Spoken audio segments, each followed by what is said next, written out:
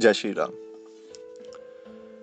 आज की जो वीडियो है ट्विन फ्लेम सोलमेट कनेक्शन, ये उन लोगों के ऊपर है खासकर वीडियो जो अपना सोलमेट ढूंढने का प्रयास कर रहे हैं, और खासकर उन लोगों के लिए भी है जो पुनर्जन्म में यकीन रखते हैं। ये जो दुनिया है ना, इसमें दो तरीके के लोग हैं। एक वो जो पुनर्जन्म में यकीन रखते हैं और दूसरे वो जो पुनर्जन्म में यकीन नहीं रखते। मैं जो हूँ, मैं उन पहले तरह के लोगों में से हूँ जो पुनर्जन्म में यकीन भी रखते हैं और सोलमेट कनेक्शन की सत्यता के लिए किसी टेस्ट या प्रमाणिकता की आवश्यकता नहीं समझते। सोलमेट यानी एक ऐसा साथी जिससे एक आत्मिक जुड़ाव का आभास हो जाए, जिसकी प्रसन्नता, जिसका दुख या फिर हर तरीके का भाव उसी प्रकार हम महसूस करते हैं जैसे हमें महसूस होता है। अब सुनने कहने में तो ये बात बहुत अजीब सी लगती है, पर ये असंभव नहीं है। अब ये सोलमेट कौन होते हैं? सबसे पहली बात अगर मैं इसमें कहूँ तो हमारी ये धारणा बन चुकी है कि सोलमेट मतलब वो जिसको हम प्यार करते हैं, अपोजिट सेक्स, या फिर ये कह लो अगर एक आदमी है तो वो एक औरत की तलाश कर रहा है, एक औरत है तो वो एक आदमी की तलाश कर रहा है। सबसे पहले तो ये धारणा हटा देनी चाहिए अगर हम सोलमेट शब्द का इस्तेमाल कर रहे हैं या फिर ट्विन फ्लेम की अगर बात करते हैं तो ये सोलमेट कौन होते हैं?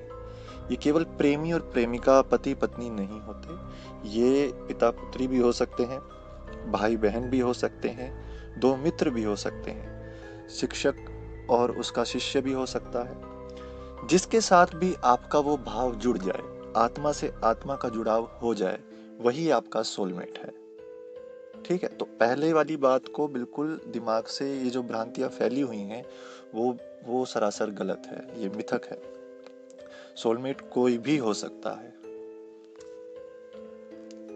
लेकिन हम अक्सर यही समझते हैं कि जिससे हमें आकर्षण या शारीरिक प्रेम है, जिससे हमारा विवाह हुआ है या जिसको हम जीवन में चाहते हैं, वही हमारा सोलमेट है। बिल्कुल गलत है। सोलमेट की सही परिभाषा देखिए क्या होती है।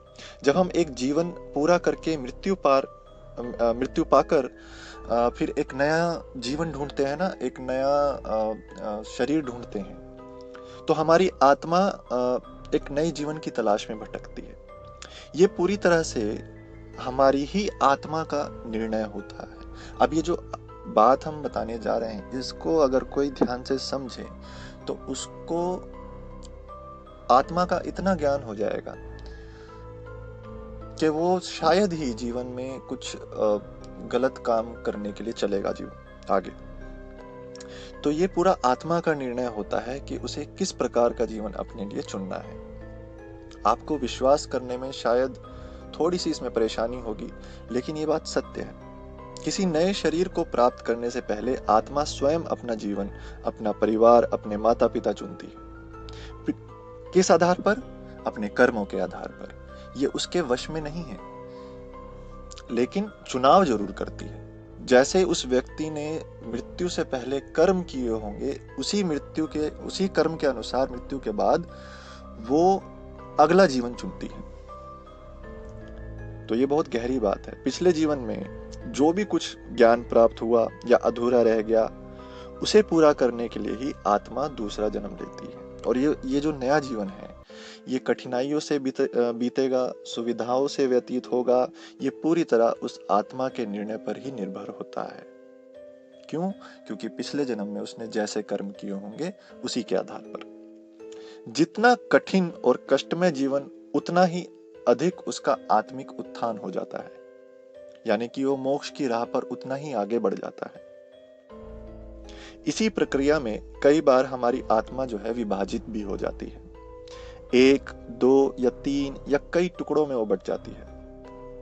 जब एक आत्मा विभाजित होकर 2 या 2 से अधिक हो जाती है, तो उस आत्मा के बटे हुए जो अंश होते हैं, उसको एक दूसरे से जुड़ने के लिए एक अपेक्षा रहती है, एक आस रहती है। और यही सोलमेट या फिर एक आप कह लो कि ट्विन फ्लेम यहाँ पर आता है, ट्विन फ्लेम कनेक्शन यहाँ पे आता है। जब आत्मा टुकड़ों में बढ़ जाती है तब उसको ट्विन फ्लेम की जरूरत पड़ती है, तब उसको सोलमेट की जरूरत पड़ती है। अब वो विभाजित अंश कहाँ है, किस रूप में है, वो फिर आत्मा का ही ज्ञान है, उस पर हम नहीं कह सकते। क्यों? क्योंकि ये ट्विन फ्लेम या सोलमेट सबको महसूस नहीं होता। ये केवल उन्हीं लोगों को महसूस होता है जिनका जीवन उन्नत है, जिनकी आत्मा उच्च स्थान पर है।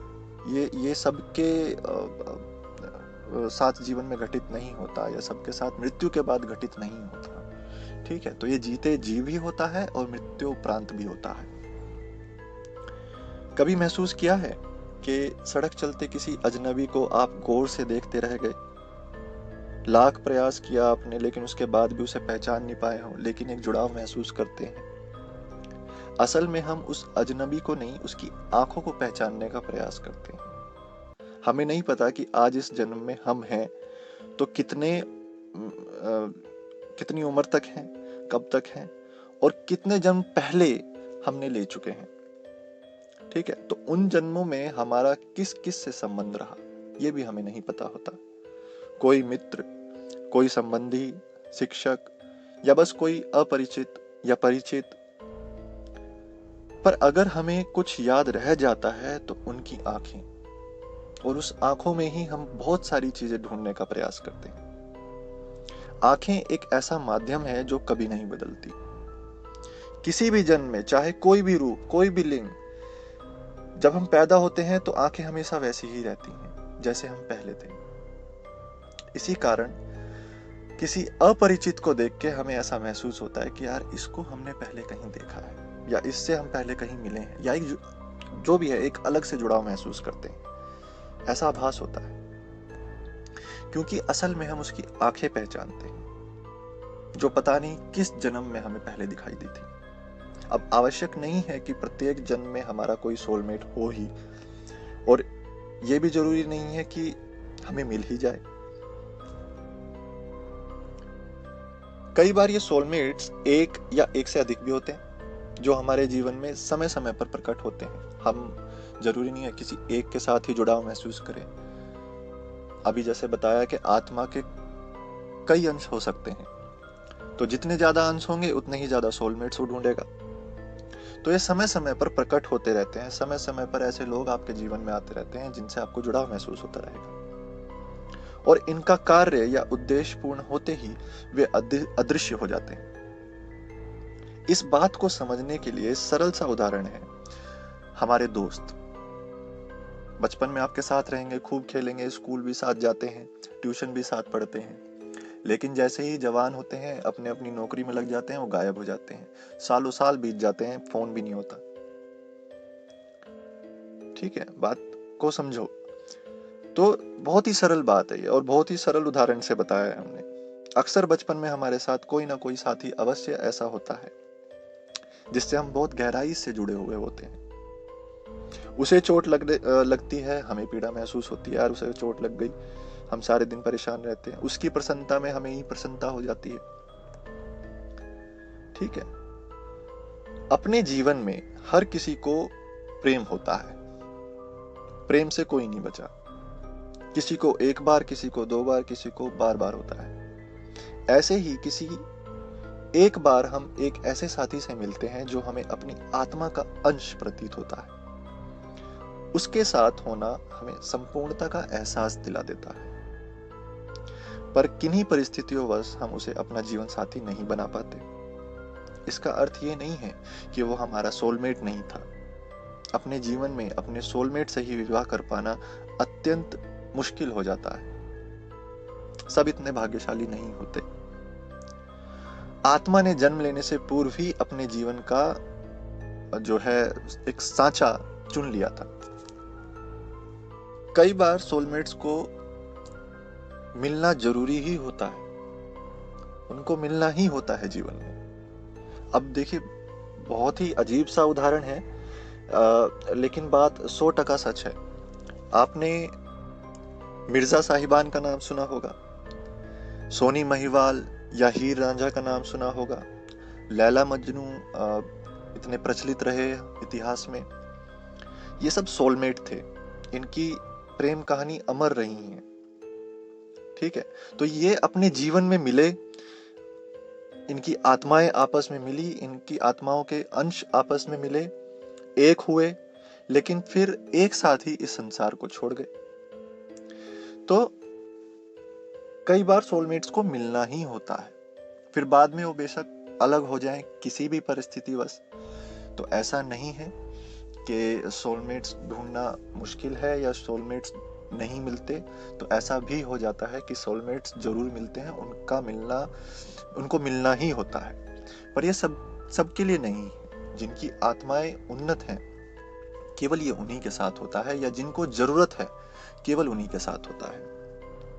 अनेकों बार ये आत्मिक संबंध जो हैं शिक्षक और शिष्य के मध्य भी हो जाते हैं, माता पुत्र के बीच में भी होते हैं। कई बार माएँ अपने बच्चों के साथ बहुत जुड़ाव महसूस करती हैं, या बच्चे अपने माँ बाप के साथ बहुत जुड़ाव महसूस करते हैं, वो उनसे अलग ही नहीं होते। ठीक है, पिता पुत्री के साथ हो सकता है ये जुड़ाव, तो किसी के साथ भी हो सकता है। जरूरी नहीं कि पति पत्नी या गर्लफ्रेंड बॉयफ्रेंड ढूंढ रहे हैं आजकल के लड़के लड़कियां जैसे करते हैं। ठीक है, उनको टैग चाहिए कि ये मेरा गर्लफ्रेंड, ये मेरी गर्लफ्रेंड है, या ये मेरा बॉयफ्रेंड है। आजकल ये टैग बहुत चल रहे हैं। तो ये गलत धारणाएं हैं। कब किस जन्म में ये सोलमेट मिले, इसका भी कोई अंदाजा नहीं है, इसके बारे में बिल्कुल नहीं कहा जा सकता। अगर आपको ट्विन फ्लेम के बारे में और बहुत कुछ जानना है, या इस आत्मा और आत्मा के संबंध के बारे में बहुत कुछ जानना है, तो आप एक किताब पढ़ सकते हैं। ब्रायन वीस की किताब है मैनी लाइव्स मैनी मास्टर्स। उसको आप पढ़ें, और तो आपको थोड़ा सा और विस्तार से पता चलेगा कि आत्मा आत्मा का जुड़ाव, ये सोलमेट्स ये आखिर क्या बला हैं और ये किस तरीके से काम करती हैं।